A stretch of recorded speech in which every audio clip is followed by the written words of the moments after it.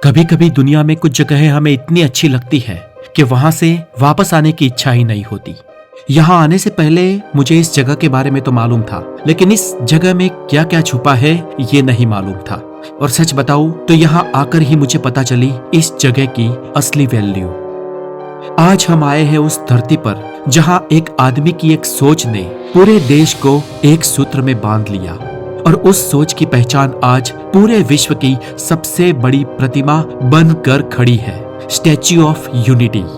दोस्तों, आज के इस वीडियो में हम स्टैच्यू ऑफ यूनिटी का इनसाइड लोकेशन, इनसाइड मेकिंग, इसे बनाने में खर्च कितना आया, वहां पर कैसे पहुंचे, इस जगह पर जाने के बाद करने लायक क्या क्या है और उसका बजट कितना रहेगा, ये सब कुछ डिटेल में जानेंगे। तो मैं हूं हितेश गिरी गोसाई, आप है हेल्दी और साइंटिफिक ज्ञान से भरे एक चैनल द नॉलेज पर। और अगर आप यहाँ पर नए हैं तो द नॉलेज को सब्सक्राइब जरूर करें, बिकॉज नॉलेज इज एवरीथिंग।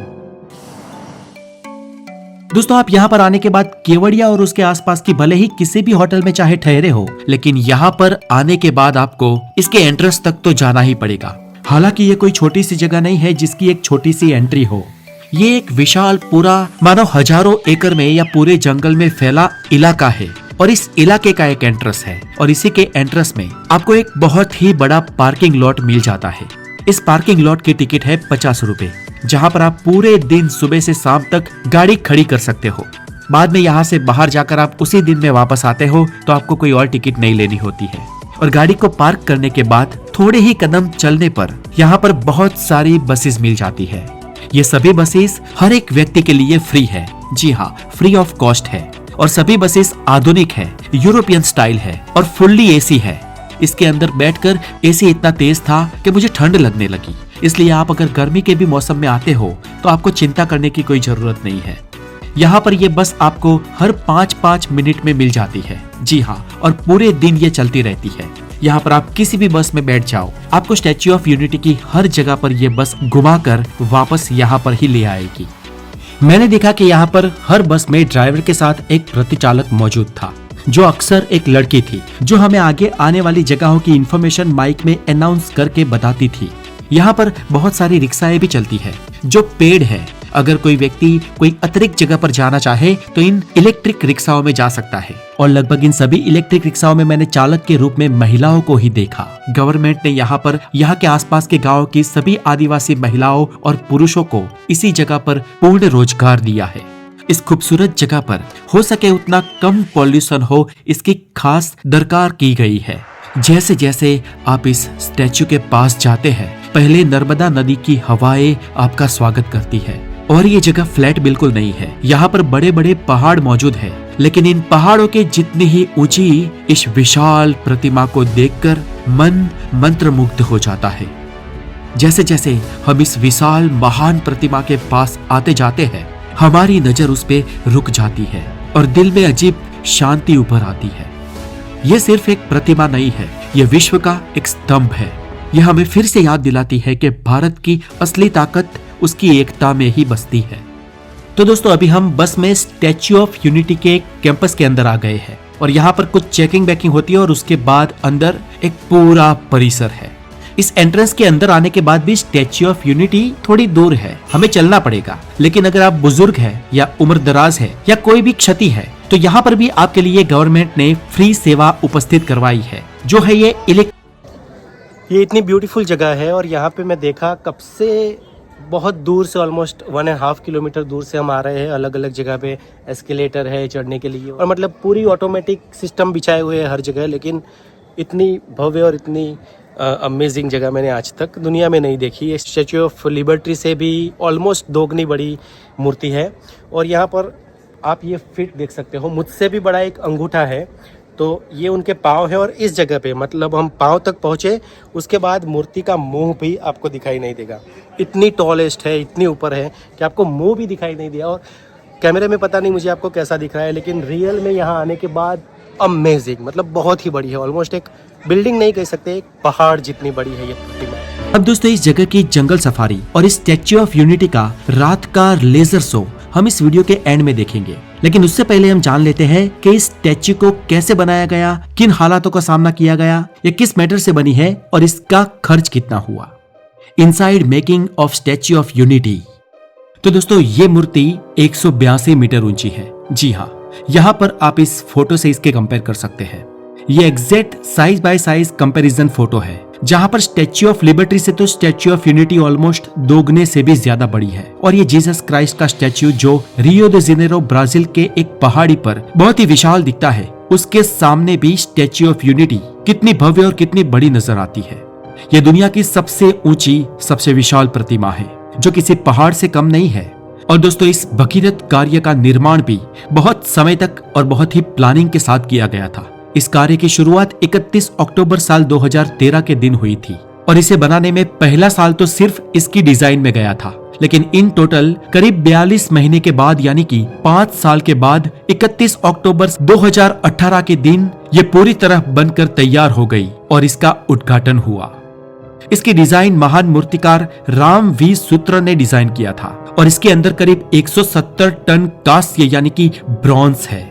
ये सभी ब्रॉन्ज प्योर है जो चीन की खदानों से मंगाया गया था। और इस मूर्ति के अंदर 2 स्तंभ बनाए गए हैं, 2 पिलर बनाए गए हैं।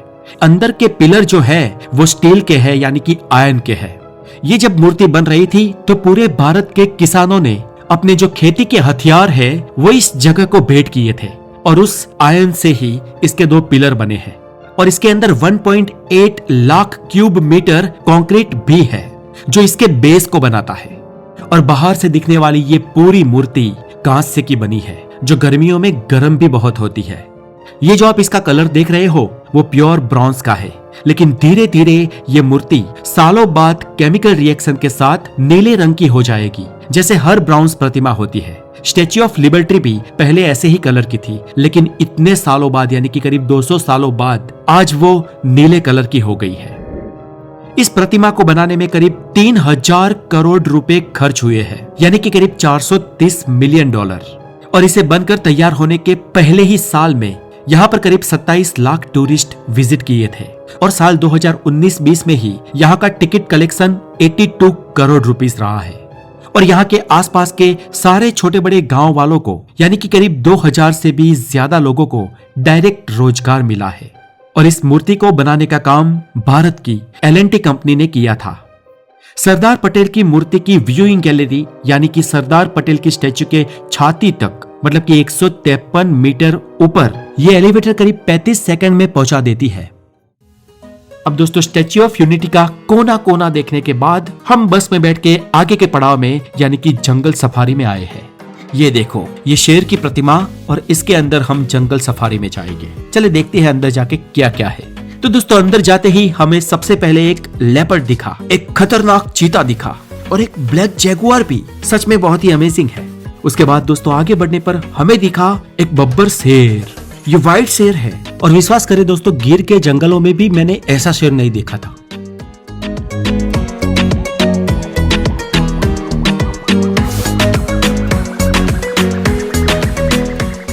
अब दोस्तों, ये जंगल सफारी भी बहुत ही बड़ी है, इसलिए यहाँ पर भी हमें फ्री रिक्शाएं मिल जाती है। इन रिक्शाओं में बैठकर हमें ये पूरा जंगल सफारी घुमाएंगे।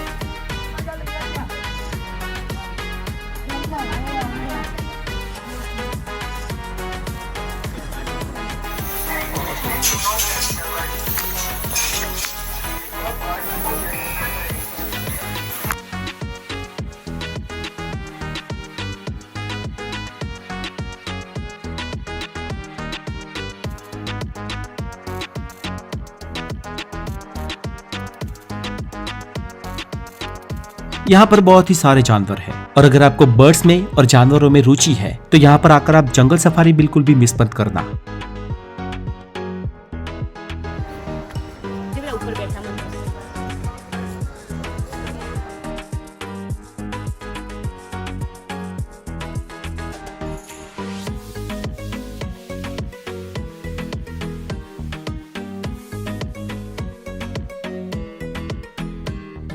उसके बाद अब शाम ढल चुकी है और हम आए हैं स्टैच्यू ऑफ यूनिटी के लेजर शो में।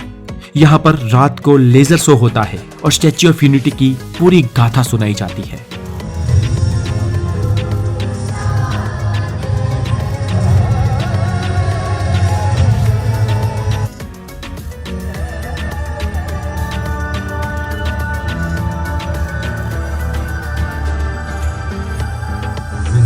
किसान का बेटा हाउ टू रीच। अब दोस्तों यहाँ पर जाने के लिए आप गुजरात के अहमदाबाद से बड़ौदा जाएंगे और उसके बाद केवड़िया कॉलोनी यानी कि स्टैच्यू ऑफ यूनिटी जाएंगे। यहाँ पर आप एकता नगर रेलवे स्टेशन में रेलवे यानी कि ट्रेन से भी आ सकते हैं। हम जिस रिजॉर्ट में रुके थे उसका नाम है the fan Sardar Sarovar resort और ये एकता नगर रेलवे स्टेशन के ठीक सामने बना रिजॉर्ट है। ये रिजॉर्ट काफी बड़ा और प्राइम लोकेशन पे है और ये मैंने कुछ वीडियोस लिए थे हमारे रिजॉर्ट्स के। खूबसूरत रिजॉर्ट है और कॉम्प्लीमेंट्री सुबह का ब्रेकफास्ट तो बहुत ही डिलीशियस था। यहाँ से गुजरात का सेंटर सिटी वडोदरा 90 किलोमीटर और अहमदाबाद 200 किलोमीटर दूर है और सूरत करीब 150 किलोमीटर। और इसे भव्य सरदार सरोवर डैम के पास बनाया गया है जो पूरे गुजरात के पानी की जीवादोरी है। तो दोस्तों स्टैच्यू ऑफ यूनिटी का ये वीडियो आपको कैसा लगा हमें कमेंट बॉक्स में जरूर बताएं और बने रहे द नॉलेज के साथ। अपना बहुत सारा ध्यान रखें। Have a wonderful day. Take care.